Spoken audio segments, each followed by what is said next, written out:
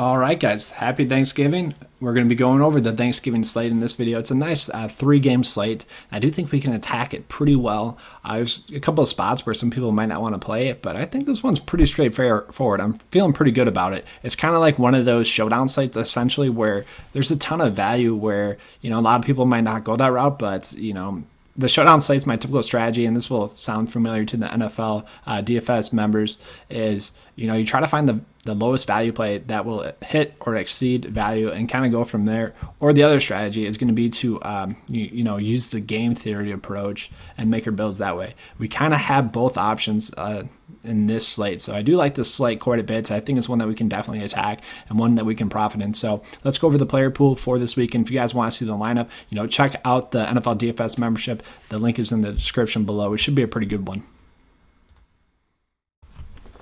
All right, so get into that player pool. Obviously, on the high end, I think we can roll with Drew Brees, who the last time he went against the Falcons, sure, he didn't produce, but that was kind of an outlier game. Sure, the Falcons were playing a little bit better, but overall, I think this is a game that the Saints will bounce back. They'll have a little bit better protection, and Drew Brees will be able to find time to hit his players and have a solid output. But, I can see if you didn't want to pay up for this, I do think he'll score around 20 DK points, but that, if you want to pay down a quarterback, I definitely suggest doing that in the slate. For me, it's going to be two quarterbacks. I'm not going to be rolling with Matt Ryan. The other quarterback I am going to be rolling with is actually going to be Mitchell Trubisky here.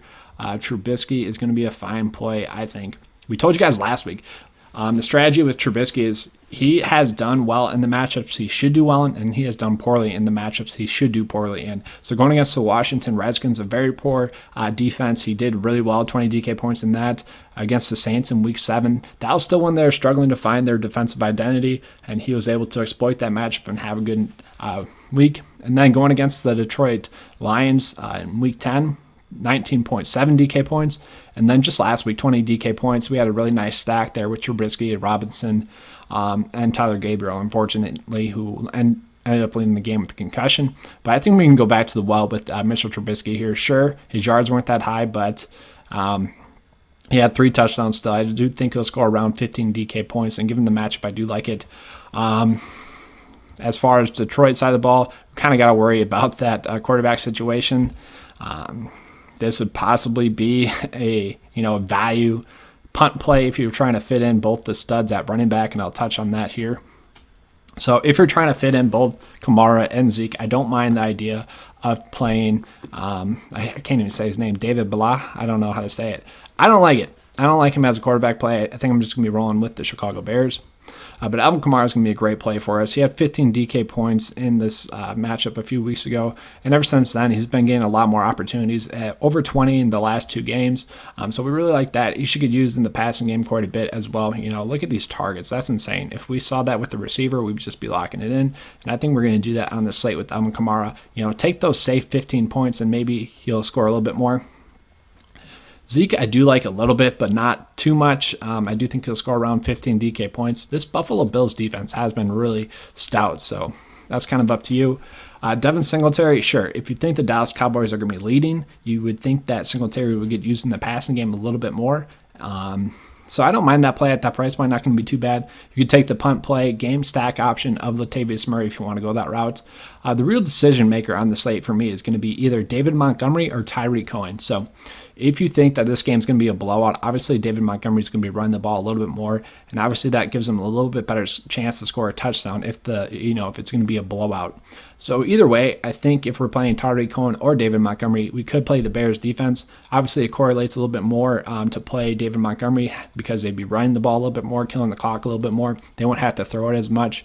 But I do think Tyreek Cohen is going to be the safer play. I think it was last week when I mentioned that they should start running their offense through Tyreek Cohen. We did see that start to happen recently. 9 targets, 6 targets, 4 targets. And sure, he might need a touchdown to exceed value, but I think he could easily score 10 DK points this week, especially in this matchup. He did have 13.7 against the Detroit Lions in Week 10, so that's a play that I do like as well. You could roll with Devonta Freeman, who's returning from injury. Bo Scarborough, if you want to go that route as well. I don't really like any of those plays too much, though. So it's going to be pretty much for me deciding between Zeke, Singletary, Montgomery, or Tyreek Cohen. At the receiver spot, it's pretty simple.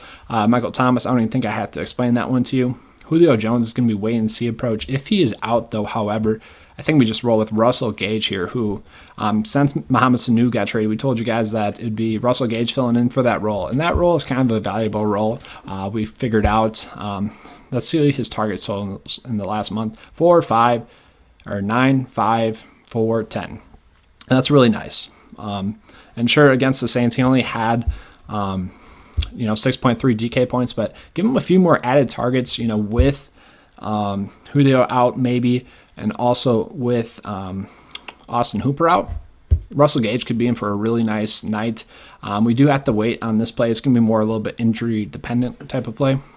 And sure, Calvin Ridley would be a little bit better play as well. We got Allen Robinson here going against Darius Slay and the Detroit Lions, but I'm not too worried about it. He did see 14.6 DK points in their first matchup earlier this year. I think that's a play that I really do like. And if you didn't want to play him, you just got to go with Anthony Miller, because you guys know my strategy is to play a quarterback and a receiver together, especially in cash and GPPs. Just kind of stack those two together, find the best stack that's going to hit at the lowest price point and give you the most value.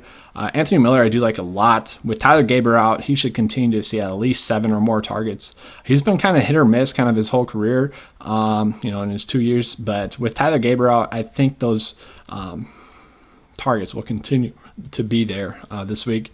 And sure, if Tyler Gabriel is out, my preseason stud, Javon Wims, could get a little bit more work. Obviously, I don't really like that play too much, but we saw him have a little bit of value earlier on in the year when Tyler Gabriel was out. But like I said, I don't love that. That'd be more of a game stack play. Justin Hardy could see a little bit more snaps if Julio's out. Isaiah McKenzie, the Bills have been trying to get him the ball a little bit more. He has been playing the snaps as well. It doesn't take much for him to have a touchdown play. They're trying to get him the ball because he is a playmaker. If he does score a touchdown, it's not going to surprise me too much, but that's really all we're asking for. Same for Ted Ginn and Tre'Quan Smith there. And then, this section right here, these are all just GPP game stack plays. If you're playing their quarterback, you might as well play one of these receivers. But that's really going to be the only route that I see myself playing those guys. All right, so from there, it's either Jared Cook or, take a highly risky tight end. Jason Witten, Blake Jarwin are both in a tough matchup. Austin Hooper's obviously out. TJ Hawkinson's priced up quite a bit. If he's out, maybe Logan Thomas has some value.